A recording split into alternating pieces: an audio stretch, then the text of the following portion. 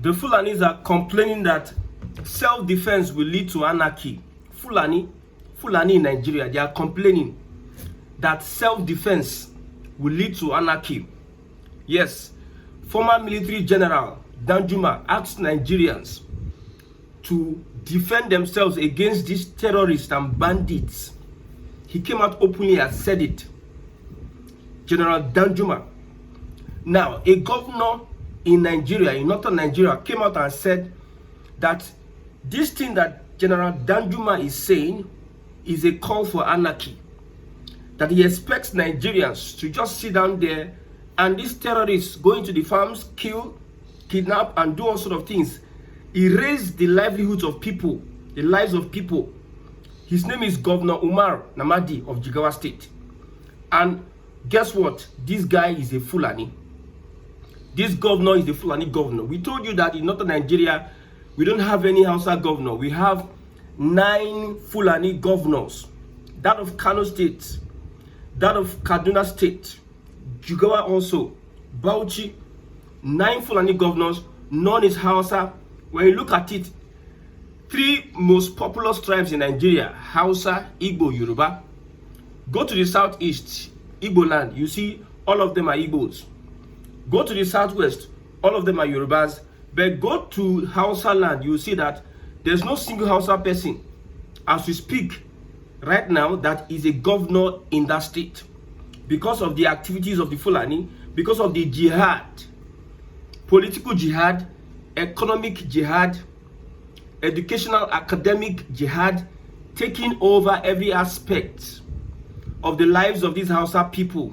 They leave Hausa to the farms, shoe cobblers, shoemakers, doing menial jobs. Why? They are the ones that are vice chancellor, they are the ones that are commissioner, they are the ones that are ministers.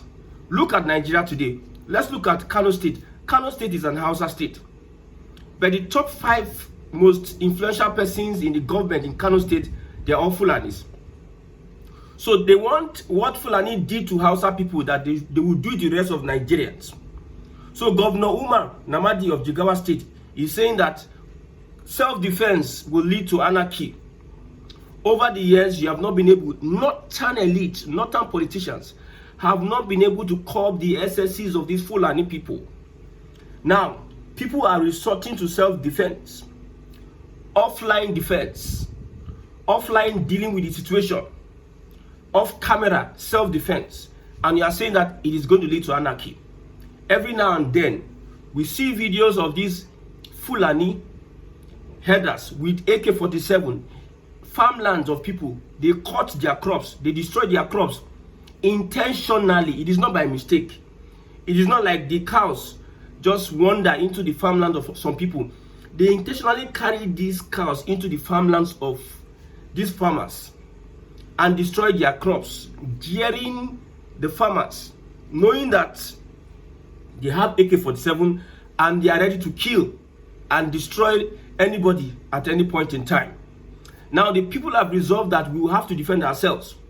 Reasonable governors in northern Nigeria are gathering together, militia, vigilante groups coming together to assist the police and army, because even the police and army seems to be compromised, because all these years they have the opportunity, we have the budget for security in almost in their trillions, but yet they are not able to stop this menace of these Fulani herders. You see, the other time they are begging people to join the army. It is because of the reputation of our security officials, our security agencies. That's why people do not envy becoming a police, a DSS. The people don't really envy those jobs. Unlike those days, if you see an army person, if he's going on the street, it is respect. But you just casually see an army person on the street and people are just murmuring up and down because of the reputation of our security agencies of protecting the people have been bastardized. So Nigerians have resolved, whether the governor like it or not, whether the Fulanis like it or not, it's going to lead to anarchy. Wait until we all brace ourselves together to defend ourselves again. Okay, we should not defend ourselves so that these people come and kill us. Some people have deserted their villages. They have deserted their ancestral homes. People are living in fear because the government itself has failed in its responsibility to bring to justice these killers, these terrorists. The most ironical thing is that even when the police, the army, the soldiers capture these guys, they don't really deal with them. They take them to go and rehabilitate them. Under people that are killing, people that are shedding blood at will, their brothers are there, willing to even do more. People that you have studied over the years, you don't negotiate with terrorists, but Nigerian government wants to rehabilitate them. I have said this before. Our prisons, we have not been able to rehabilitate ordinary civilian, our civilian population in the prisons. We have not been able to rehabilitate them. It is hardened terrorists that have shed blood. That Nigerians, why would people respect our security agencies? Why would I see a major general and I respect him? Because of, look at the kind of program they are churning out. And it's becoming a laughing stock in the whole world. The other time, 309 persons were rehabilitated into the society after killing, displacing. What about the victims that have been killed, that the family have displaced, those that have been amputated, those that they destroy their livelihood? The government itself, is the government going to rehabilitate them? Because we have not heard of any rehabilitation. You see, there are two people involved in this situation. The aggressor, which is the terrorist Fulani, the Hausa person or the Muslim or the Christian or the Northerner. The terrorists come and kill maybe a family of 5. They kill 4 persons, remaining 1 person. They destroy the house. That person runs away, goes somewhere else, runs away from his village. Now, somehow, when the government captures this terrorist of a person, the government want to rehabilitate this guy and leaving the other person that has been attacked. And this is happening before our eyes every day. And you expect us to respect or to regard our security agencies. If it's ordinary civilian, you see how they are so swift. Especially these are soldiers. If you have an altercation with an average Nigerian soldiers, you see how they are so swift to take actions against you and use it to, I don't know, there's a word we use, to ride you. You just ride you because of, but when it gets to these terrorists, you see how they are playing politics around it. Videos upon videos upon videos. There's a particular incident that a particular Boko Haram, whatever, apologist shot at his own men. We are going to fight Boko Haram. A particular, whether Fulani or Northerner, shot at his own battalion because they had been killing the Fulani terrorists. They shot at them because they have been killing the Fulani terrorists. And these things are happening. So you don't want us for self-defense. You don't want us. I told you that in the northern part of Nigeria, they said, Zamfara State, Hausa said, come, let's have a vigilante. The Fulanis refused joining that vigilante group. Would you tell me that somebody will not come and tell me that not all Fulanis are this? The good ones are there, the bad ones are there. Let's have distinction. Okay, good ones, good Fulani, we are calling on you, come and join this militia group, this vigilante, so that we can stop these terrorists. But the Fulani that are good are refusing to join the vigilante group created by the governor. The Fulani that are good. It tells you a lot about all this extremism. Some people say Shekau is not a Muslim, this and that. But they will not put so much energy. You will not see them putting so much energy in criticizing and taking action against a Shekau that is spoiling Islam. But you are trying to speak up against the activities of Shekau, they will be facing you. Instead of them face Shekau, the liberal Muslim, they will do nothing when Shekau and Co and Boko Haram and Co are constituting nuisance. They will do nothing. But when you are reacting, that's when they find strength to react. All this is hypocrisy. Hypocrisy. If the government cannot protect you as a Nigerian, you have to protect yourself. Because God said go verse for you. if you don't protect yourself, if you don't preserve this your life, God go vex for you. At least protect yourself so that God will not say you don't try. Don't mind the pastors in the southwest. Don't mind them. They're just drinking tea. They are saying all sort of things. They don't know what the church and Christians are going through in northern Nigeria. They just tell you pray, pray, pray. Faith without work is dead, my brother. Who bewitched you? Who bewitched you, all Christians? Faith without work is dead. So if you have a Christian country now, a Christian country ruled by Christians, a religious Christian country, won't you have an army that will defend the territory? Are you going to just be praying? There's physical warfare and spiritual warfare. Everything has its place. Okay? Let me read the reactions. These people don't want us to defend ourselves against terrorists. He doesn't know that he just exposed himself. We said that there are so many people sponsoring terrorism in northern Nigeria. And we said that the language the Fulani understand is madness for madness. You don't go to, you don't start singing a love song to somebody that has a weapon. You go with your own weapon to defend yourself. Before you have to discuss or dialogue, you go with weapons. That person goes with you. You cannot dialogue. There cannot be peace if one person is having a gun and you are not having something to defend yourself. No, that person will ride you. So the language this Fulani understand is madness over madness. So when these Fulanis are saying that these people are creating the awareness, both international law, both external law, that Christians have to wake up. Look at Tunde Bakare, what he said about Tinubu's government. Look at what he said, a lot of things he said about Tinubu's government. He spoke sensibly, but I see a touch of restraint, of trying to play double jeopardy. However, he spoke sensibly. The government is not interested, it's not people-oriented. They are just politicians running politics. They don't care about the lives of the people. So far, their Lekki Free Trade Zone is safe. And they are, see, these guys, they take advantage of their position. Your leaders, so, for instance, I'm a local government chairman. I become a local government chairman of this community that I stay, of this local government that I stay. First thing, what these your leaders do, first thing that they do is that they start acquiring properties, becoming landlords, using their position, influence, and everything, buying, building, erecting, owning, building franchises up and down. They are just there to enrich themselves for their personal. They are not there about the people. Everybody see government position as an avenue to enrich themselves. And that is the ideology of this current APC administration.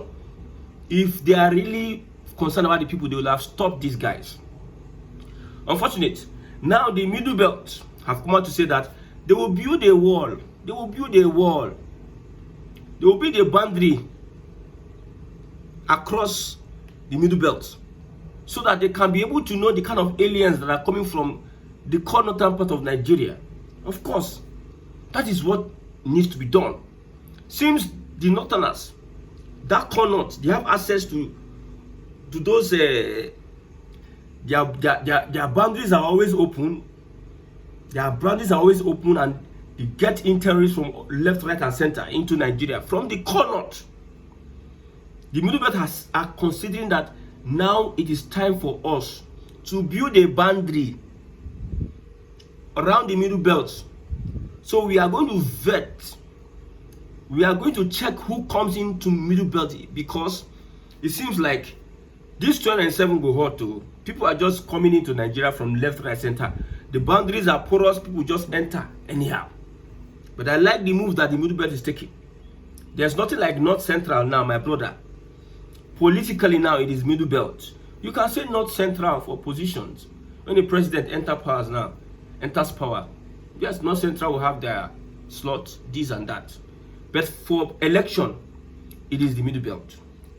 Oh, Zukwani ke Fulani, Zukwani ke Fulani. Because I know these guys, they don't listen. See, it's like they are programmed by Uthman Danfodio and their agenda. They don't care about anything. All they want to do is move. And you see, I don't know who brought us together in this union. How can me and people that reason like this be in the same country? That is the problem. That is the problem. And we have Southeast leaders, those of them are crook. They are just part of the establishment of politicians that want to go and just enrich themselves. Look at what's happening with Enugu State Airport. 80 years concession, 80 years. I never seen that one before. Southeast leaders, we know that things are happening in the Southeast. Instead of them to buckle up and measure up in area of generally economy, education, and tourism, culture and tourism, they need to buckle up in these areas. But still, they are looking for how to steal from the region, take away, and start Enugu State governor. I don't know what is happening. What is happening? That is what we have in the Southeast. The Southwest are just busy scooping from national cake and distributing among themselves, having a good time. Owambe now has increased, although weddings have reduced. Owambe, Egbes here and there, everybody is getting connected. Abuja, this and that. Connections. Networking in Yoruba land. So it is a Milokon, time for the Yorubas. The houses are there trying to come together. The elites are trying to come together. Despite the fact that their region is hunger, underdevelopment, lack of industrialization, lack of skill acquisition. Instead, they produce almajiris and produce terrorists. They are finding a way to come back to their feet and make sure that they take power away from Bola Ahmed Tinubu. When you look at these three people scenario in Nigeria, the South out there, they are okay with them becoming securing the pipeline. They are okay with that. Their natural resource, they are okay with that. At the seat, they pick them. The Fulani will pick this one. I think this one is good. Come and represent your people. The Fulani will pick who they are going to favor in the south part of Nigeria. That's why they are just myopic. They just have a few billions of naira, and they can sell their generation. They can sell their integrity. They can sell their pride as South people. That is their problem. Akwa Ibom, you see Akwa Ibom, see Delta State, having a lot of money, but yet they cannot invest in their people. They cannot invest, they cannot compete with Lagos State, invest in infrastructure. Look at Okowa, 1.3. So when you have all this together, do you think that this country can work? Do you think that Nigeria can work? We have all this. Today, Tinubu is coming back. You are traveling. You leave Shetima. Shetima don't become ghost worker for Asurok. He came out the other time and debunked. No, I'm not this, I'm not that. We understand. It is evident to us. We thought that Shetima is going to handle security. Tinubu is going to handle economy. So what is happening? People don't trust each other, and you are telling us that Nigeria is going to work. Tinubu don't trust Shetima. Shetima, they don't trust anybody. Tinubu don't trust. He put Yoruba that are loyal to him around him. And this is a Nigeria that they will come next 2027. They will come and tell you that we'll make Nigeria work. My brother, you are fooling yourself. I have said this, I will repeat it over and over again. That all this appointment that Tinubu is doing, it is just a meeting. One meeting. Or even range of meetings. They'll come and restructure everything. And we go to ground zero. Why not restructure Nigeria, Mr. President Bola Ahmed Tinubu? We know your health. You may have health issues. But the only thing you can do, write your name in gold, is when you restructure Nigeria. That's the legacy you can leave for yourself. For now, I don't see... You see, some people were myopic. People are so myopic. People don't know what a developed society looks like. They don't know. They don't have black men in West Africa and Africa. Most people that went to school that have PhD don't know what it means for a state to be developed. They'll just bring the crass this one, you are IGR, you are this, you are that. You don't know what it means for a state. I will not tell you what it means for a state to develop. But I can tell you one thing. If you cannot provide the basic amenities for the masses, you have not started development. If you are just creating opportunities for the elite, that is not development. A society that takes care of its masses first, whatever it is, the responsibility of the government, whether it is, I will not mention it, you have not started development. So you see this country, Tinubu will finish now 8 years, 4 or 8 years, I don't care. Fulani is buckling up to come. Of course. That is the kind of foundation the British has put us into. They never want us to come together and realize ourselves. That's why I've been crying till tomorrow. Igbo this, Yoruba this, stupidity. Igbo this, Yoruba this. Does Washington DC care whether you're Igbo or what? Does the UK care whether you're Igbo or not? They see all of you as Africans. I've told you, the reasons why they take you important for the meantime is because of your resources. They want to have access to your resources. If they have what it takes, they can erase you Africans from the surface of the earth, because they don't see you people as productive people. How is Nigeria productive? Tell me, you that are watching me. How is Nigeria productive? You have arable land. You have resources. How have you utilized your resources to your advantage? What's the value for currency? What's your GDP? Yes. What's your HGI index? What? Are you an industrialized nation? When they say people is a country is developed, it is what you produce. What is Nigeria producing? May God help Nigeria and Nigerians.